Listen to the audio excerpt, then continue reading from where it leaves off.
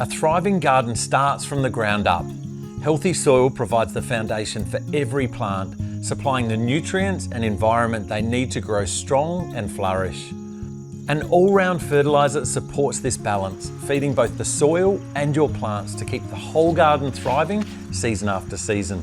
Rooster Booster is a certified organic, high-quality, all-round fertiliser, specifically formulated for the most effective and safe feeding of all garden plants. Rooster Booster is best to apply to established plants every 8 to 10 weeks throughout the year. Start by pre-soaking the soil, then scatter the pellets around the drip line of the plant, keeping them a few centimetres away from the base of the stem or trunk.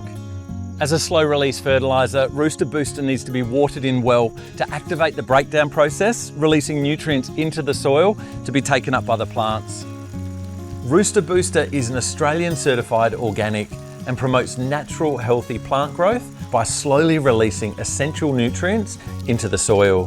This stimulates microbiological activity and aids the development of healthy, well-structured soil, allowing roots to grow unrestricted in a nutrient-rich environment. Visit the Nutrog website for more information or call into your local garden centre to shop the Nutrog range.